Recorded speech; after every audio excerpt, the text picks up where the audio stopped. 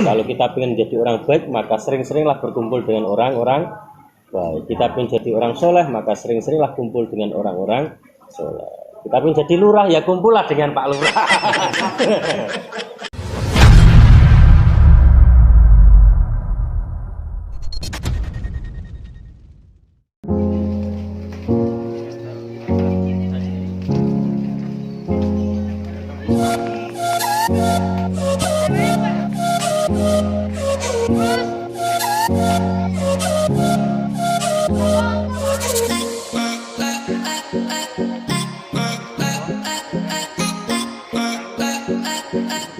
Assalamualaikum warahmatullahi wabarakatuh.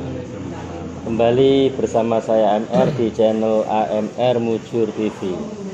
Alhamdulillah kita bisa ketemu kembali. Kali ini kita sedang melakukan ziarah di Komplek Sunan Ampel, Surabaya. Setelah tadi kita muter-muter ke Aset 4 ya, Aset 4 Pertamina. Sempat ngopi juga di kantin walaupun diusir oleh satpam dan hujan, tapi akhirnya selamat juga. Ini kita sebelum ziarah kita bincang ngobrol-ngobrol tentang titik-titik yang akan kita ziarahi. Di antaranya adalah Mbah Sunan Ampel sendiri, Raden Rahmatullah. Terus kemudian ada yang namanya santri beliau, santri kinasih. Di antaranya itu Mbah Soleh. Yang kedua adalah Mbah Bolong atau Mbah Son Haji. Mungkin panjenengan sampun pirsa pernah dengar ceritanya Mbah Soleh? Tukang sapu nih. Nah, tukang sapu. Mbah Soleh itu termasuk santri kinasihnya Mbah Sunan Ampel. Beliau memiliki makam 9, nanti kita bisa lihat di lokasi sana. Kenapa sampai 9 makamnya? Karena dulu memang beliau itu marbot ya, tukang bersih-bersih masjid ini. Ini Masjid Ampel termasuk salah satu masjid tertua di Indonesia. Waktu itu marbot, tukang sapu dipegang Mbah Soleh itu keadaan masjid selalu bersih. Bersih terus. Seneng Mbah Soleh, seneng semua santri sejamaah seneng. Nah begitu Mbah Soleh kapundhut, keadaan masjid berubah. Yang asalnya bersih, rapi, tiba-tiba kebersihan itu kurang. Tidak seperti waktu ada Mbah Soleh. Sehingga Mbah Sunan Ampel gremeng, kasarane gremeng ya. Bicara tapi dengan lirik, keumpama Mbah Soleh mungkin masjid iki ora koyo ngene keadaane. Resik meneh. Lho. Begitu beliau ngendikan kados ngoten langsung muncul sosok persis Mbah Soleh nyapu.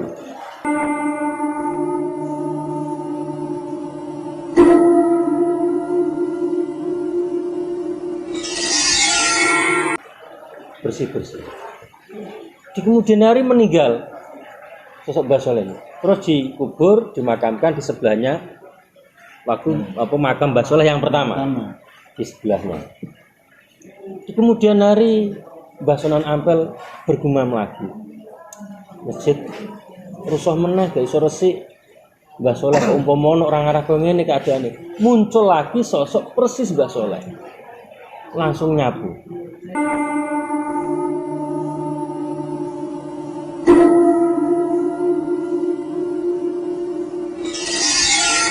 Nah, kejadian ini berulang sampai 9 kali sehingga makam Mbah Soleh itu ada 9 kali. Nah, kejadian ini berhenti ketika Mbah Sunan Ampel kapundhut.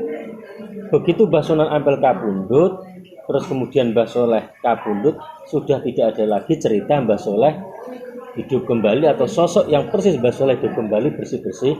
Nah, ini termasuk salah satu keramatnya Mbah Sunan Ampel situ. Raden Rahmatullah. Terus ada lagi santri beliau, santri kinasih beliau selain Mbah Soleh adalah Mbah Bolong. Mbah Bolong itu punya julukan 2, disebut juga Mbah Son Haji atau nama aslinya adalah Lembu Peteng. Disebut Son Haji karena waktu itu diajak berangkat haji oleh Sunan Ampel, sehingga julukannya lakopnya Mbah Son Haji. Dan terus kemudian kenapa disebut Mbah Bolong padahal namanya aslinya ada Lembu Peteng? karena waktu itu terjadi perdebatan, perselisihan tentang arah kiblat masjid ini. Kita mendirikan masjid, itu bertentangan, santri dan jamaah itu bertentangan. Ini mihrab itu pengimaman.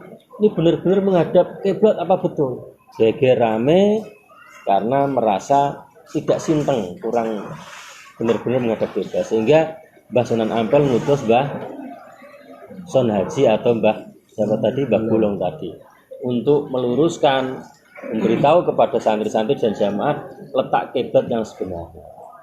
Nah, itu ada dua versi. Versi yang pertama, Mbah Bolong itu menggunakan tangannya untuk melubangi mihrab. Tembok itu dilubangi dengan tangannya. Sehingga orang disuruh melihat, itu lihat bolongan itu, lubang itu lihat. Dilihat oleh orang-orang dan santri, persis ada Ka'bah dari lubang itu. Sehingga disebut Mbah Bolong itu karena bolongan. Ada versi lagi, versi yang lain bukan dengan tangannya tapi menggunakan tongkat. Jadi mihrab pengimaman, tembok yang ada di sebelah barat itu dilubangi dengan menggunakan tongkat. Terus santri-santri jamaah disuruh melihat, lihat sana ada Ka'bah. Itu dilihat ternyata betul bahwa pesannya mihrab ini, pengimaman ini sudah lurus ke arah kiblat. Sehingga beliau disebut sebagai Mbah Bolong. Nah, nanti makomnya ada di sebelah sana. Nanti kita juga akan tawasul ke sana. Memang yang namanya orang keramat, siapapun yang bersanding dengan orang keramat, maka orang yang bersanding akan ketularan keramatnya. Api itu panas. Besi sebenarnya tidak panas, tapi karena besi bersanding dengan api, akhirnya besi ikut menjadi panas karena bersanding dengan barang panas. Es dingin, ikan hangat. Tapi ketika ikan disandingkan dengan benda dingin, maka ikan ini akan menjadi dingin. Makanya kalau kita sering ngumpul dengan orang-orang soleh, insya Allah kita akan kecipratan ketularan soleh. Amin. Kita ngumpul dengan para kiai wong-wong sing keramat, insya Allah kita ketularan keramat. Bila kita ngumpul nggone jerene kiai sorbanan, kok kita ora ketularan keramat, berarti wong ora keramat. Itu serbane dipertanyakan, jangan-jangan beli di dadak di pertokoan Sunan Ampel sini. Maca keramat. Bersanding dengan orang soleh bisa membuat kita jadi ketularan kesolehan mereka. Ini makanya dalam sebuah peribahasa itu mendekatlah kepada tukang minyak wangi.